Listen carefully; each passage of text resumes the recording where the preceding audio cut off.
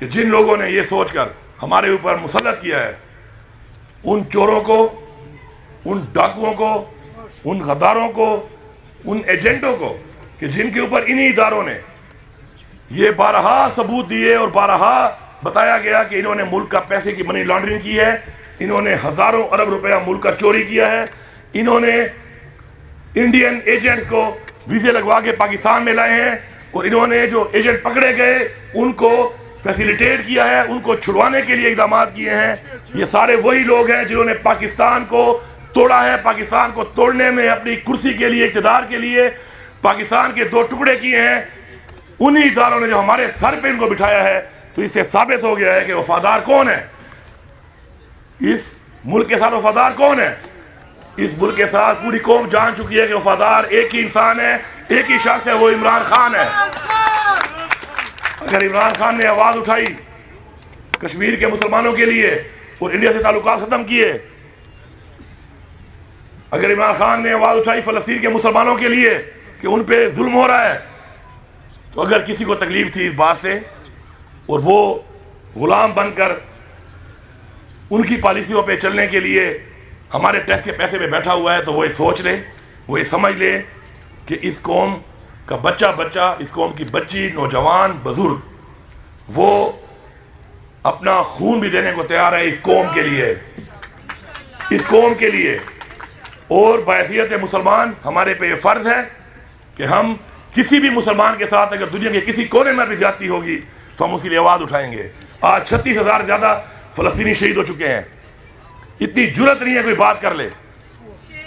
یہ شرم کا مقام ہے۔ ہم اسلام کے نام پہ بنے ہیں، یہ ملک کلمے کے نام پہ بنا ہے، اور آج اس ملک سے آواز نہیں اٹھائی جا رہی، کیونکہ ہمارے جو ادھر بٹھائے ہوئے مینڈیٹ چوری کیے ہوئے یہ لوگ جن کو مسلط کیا گیا ہے بار بار پاکستان پہ، اور آج پاکستان کو یہاں تک لانے میں اور کھڑا کرنے میں ان کا کردار ہے، آج وہ دوبارہ ہمارے حکمران ہیں، اور ان کا یا تو پیسہ وہاں پر ہے یا ان کی کمزوریاں ہیں ان کے پاس، اور ہمیشہ کمزور لوگ کبھی آواز نہیں اٹھا سکتے۔ آواز وہ اٹھا سکتے ہیں جو آزاد ہوں، ذہنی طور پر بھی، جسمانی طور پر بھی۔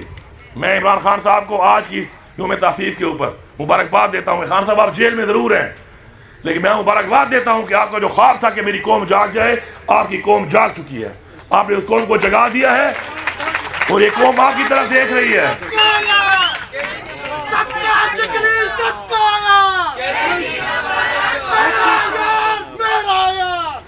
اور آج یہ قوم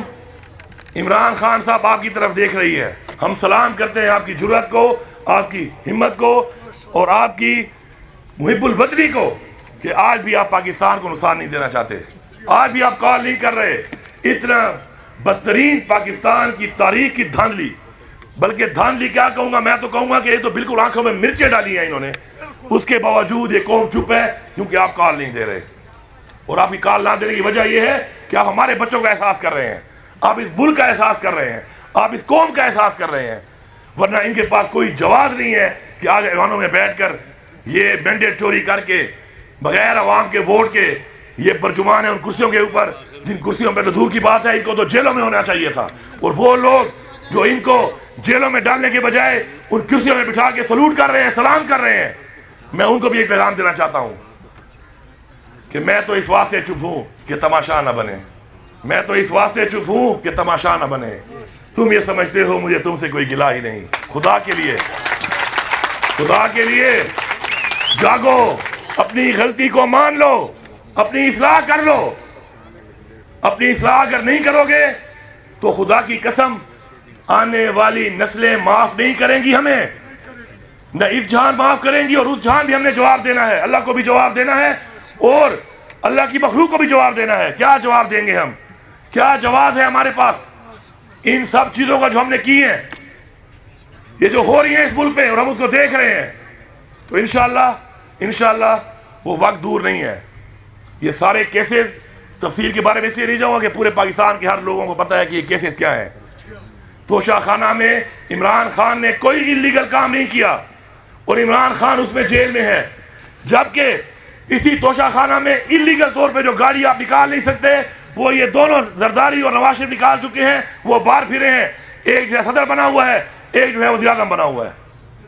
یہ حالت ہے، اور ایک دوسری جو ہے وہ گاڑی نکلوا کے وزیر اعلیٰ بنی ہوئی ہے، یہ حالت چل رہی ہے۔ آج قوم جاگ چکی ہے، اور جو لوگ یہ سمجھتے ہیں کہ قوم کو پتہ نہیں ہے یا قوم سمجھتی نہیں ہے یا یہ بھیڑ بکریاں، یہ اپنے آپ کو بیوقوف بنا رہے ہیں، یہ اپنے آپ کو بیوقوف بنا رہے ہیں۔ میں آپ کی سب لوگوں کی جو اس سسٹم کے اندر اس چیز کے فیسیلیٹیٹر ہیں، ان کی فیملیز کو ریکویسٹ کرتا ہوں، ان کے بچوں کو، رشتہ داروں کو، ان کی بیویوں کو، ماؤں کو، بہنوں کو، کہ آپ ان کے ساتھ بیٹھے اور سے پوچھیں، دلائل پر پوچھیں کہ آپ کے پاس کوئی ایک جواز ہے، یہ کیا ہوا، کس طرح ہوا، کس نے کیا، کیسے کیا اور کیوں کیا؟ کوئی جواز نہیں ہے اس کے اوپر، کوئی جواز نہیں ہے اس چیز کا کسی کے پاس۔ ہاں، اگر صرف یہ والی بات ہے کہ وہ ہمارے ایک اردو کے ہمارے ٹیچر سے فخر سلیمانی صاحب ایک بات کہتے تھے کہ اتو لتھیاں چار کتاباں پنجواں لتھا دگا، چار کتاباں کوئی نہ کیتا دگے کیتا سیدھا، تو دگا وہاں سے یہاں بھی آ سکتا ہے اور یہاں سے وہاں بھی جا سکتا ہے، یہ دگے کے فارمولے نہیں چلنے والے، کیونکہ یہ ہم ایک ایسے لیڈر کے کارکن ہیں، ایک ایسے لیڈر کے فالوور ہیں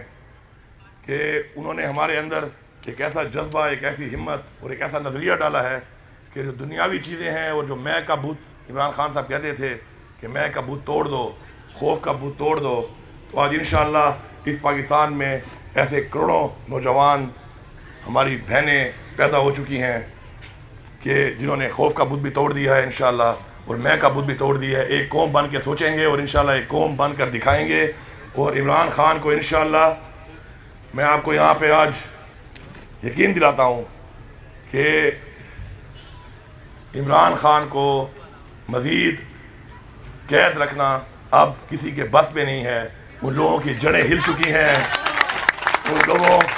کی ہمت جواب دے چکی ہے، کیونکہ ہمارے لیڈر کی اسپرٹس اور ہمارے لیڈر کی ہمت جو ہے وہ اس قوم کے لیے ہے، ایک نظریے کے لیے ہے، اور جو ذاتی مفاد والے لوگ ہیں، جو ذاتی مفاد کے لیے